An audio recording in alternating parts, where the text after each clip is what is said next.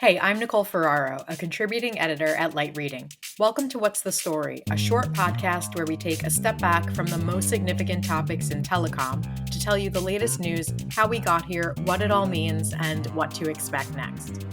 This week on the show, we're talking with Light Reading's Jeff Baumgartner about the recent drama surrounding Altice USA. Jeff recently wrote about discussions between Altice USA, Rogers, and Cogeco regarding Altice's efforts to acquire Cogeco but sell its Canadian assets to Rogers. Jeff is here to tell us more about those developments between the companies, what Altice's momentum in the US means for the telecom industry, and what's likely to happen next.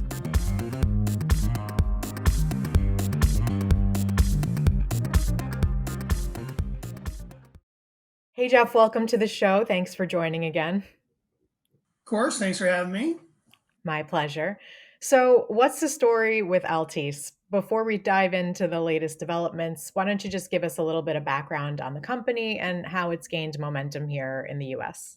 Yeah, I'll kind of give you like a quick snapshot, what Altice USA is about. They had Altice, out in Europe, and then they decided to, focus on the US market. And really the way they went about it was through acquisitions. They bought Suddenlink, which is a cable operator kind of more focused on rural parts of the US. And also they bought Cablevision Systems, more urban oriented with, systems in New York, Connecticut, New Jersey. And then, here a couple of weeks ago, maybe 3 weeks ago, whatever it's been, they're obviously on the hunt for more, trying to expand their footprint in the U.S., through acquisition. Yeah, so let's talk about that a little bit.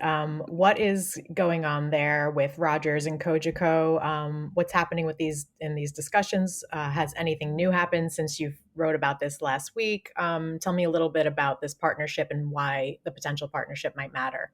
Yeah, so I took a look around this morning, and because I was afraid there might be like another shoe to drop or something, but I haven't seen anything. Yeah, but this whole bit of industry intrigue kind of got underway uh, early September. When Altice USA kind of seemingly out of the blue announced this unsolicited offer to acquire Cogeco, which is based up in Montreal. And but that's kind of where things start to get a little complicated.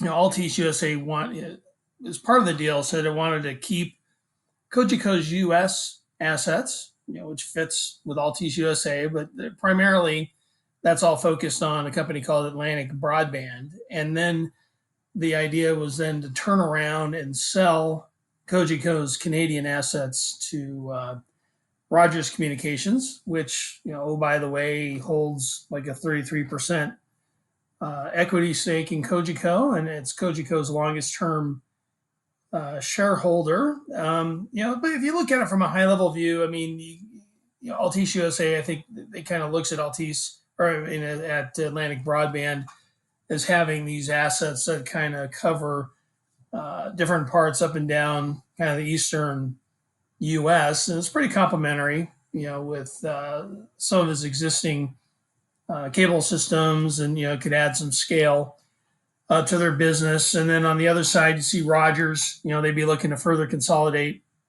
the Canadian market and do something with its long-term investment in Cogeco.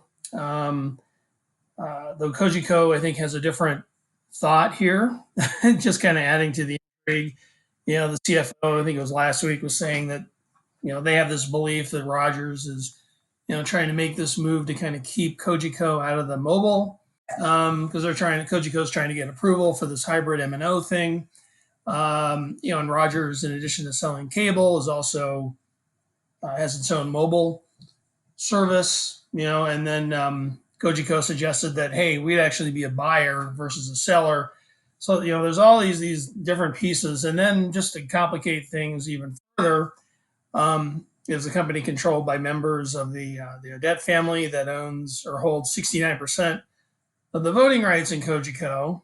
So Altice USA and Rogers really needs the family to play along, but they aren't. They were offered like 800 million Canadian for their ownership interests, but they stiff armed that offer and made it clear that they're not open to negotiation. Um, and the Cogeco boards, there's actually two of those. There's Cogeco Communications, Cogeco Inc., and they rebuffed the offer. And that's really just the drama, the start of the drama. I mean, they were passing letters along, uh, where Altice USA and Rogers said this is unacceptable behavior. You need to have a proper review process. And then the lead director for the boards of Cogeco's, they sent a letter as well to Altice USA and Rogers, the CEOs, claiming they're engaging in bad faith tactics and trying to confuse the market because the announcement didn't even mention that the family had already rejected the deal. So, yeah, this is going really well. Yeah, it seems like it's going beautifully, just moving along swimmingly. Like they drew it up. Yeah. So what do you think is going to happen next year? Where are you going to keep your eye out? Yeah, I think Cogeco thinks, just from based on what they're saying, that they kind of feel that the door, is shut and is going to remain shut.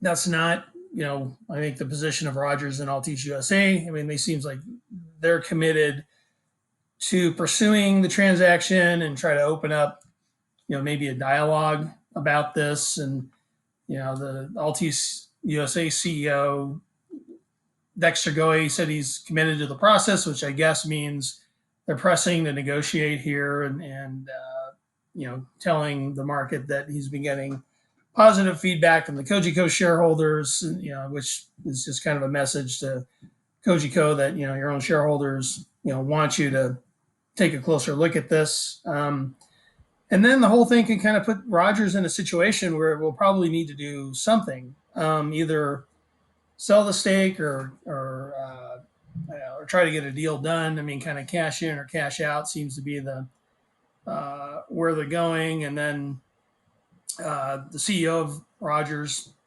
kind of had some interesting comments earlier this month that it's kind of taking a fresh look at its investment plans for the midterm and the long term, and kind of question whether Cogeco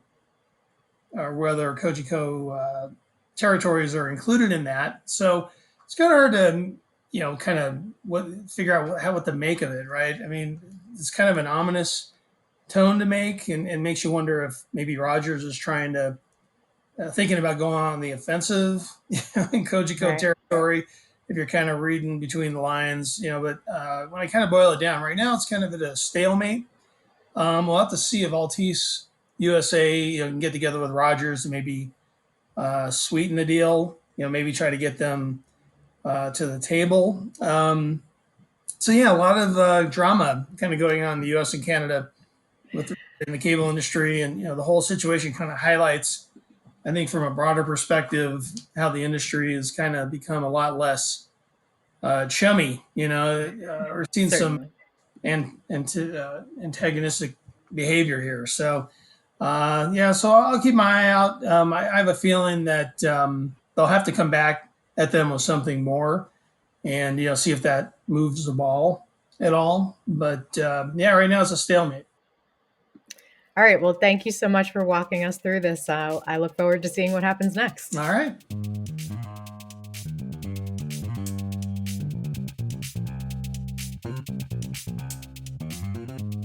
Thank you so much, Jeff Baumgartner, for taking the time to talk Altice with me today. You can find a link to Jeff's latest story about this in the show notes for this episode. Thank you as well to our producer, Tien Fu, for making this episode, and thank you for listening. If you like what you heard, please leave us a review, share this episode with a colleague or friend, and subscribe to the Light Reading podcast for more interviews and insights from the team. That's the story for now. We'll be back next week.